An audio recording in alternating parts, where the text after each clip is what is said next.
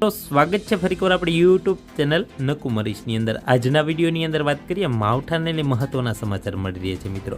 અરબી સમુદ્રમાં રહેલી જે ડિપ્રેશન સિસ્ટમ આજે ટર્ન લીધો છે અને ગુજરાત તરફ આગળ વધી રહી છે, જેમાં આવતી 12 થી 16 કલાકમાં ડીપ ડિપ્રેશનની અંદર છે ફેરવાઈ શકે છે। જો સિસ્ટમ છે ડીપ ડિપ્રેશનમાં ફેરવાશે તો ગુજરાતના ઘણા ભાગોની અંદર અતિ ભારે વરસાદ છે થઈ શકે છે મિત્રો। અને આ સિસ્ટમ છે મિત્રો જે ગુજરાતની નજીક આવશે, જેને કારણે જે મિત્રો ગીર સોમનાથ જિલ્લો છે, વેરાવળ છે, જૂનાગઢ છે, અમરેલી છે, ભાવનગર છે અને દરિયાઈ કાંઠાના જે જિલ્લાઓ છે જેને કહેવાય ને કે ભારેથી અતિ ભારે વરસાદ છે પડી શકે છે। અને વાત કરીએ મિત્રો આ સાથે દક્ષિણ ગુજરાતના અને સૌરાષ્ટ્રના બીજા ભાગોમાં પણ છે હળવો વરસાદ પડી શકે છે મિત્રો।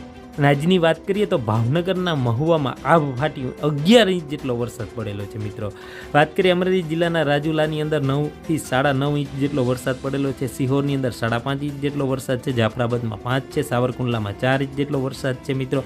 ભાવનગર પાલિતાણા જેસોરમાં 3.5 ઇંચ જેટલો અને ગારિયાધારમાં 3 ઇંચ જેટલો વરસાદ છે મિત્રો પડેલો છે। તો આ જે વિશેષ વરસાદ છે મિત્રો માવઠા સ્વરૂપે ખેડૂતોને ઘણું બધું મોટું નુકસાન થયેલું છે મિત્રો।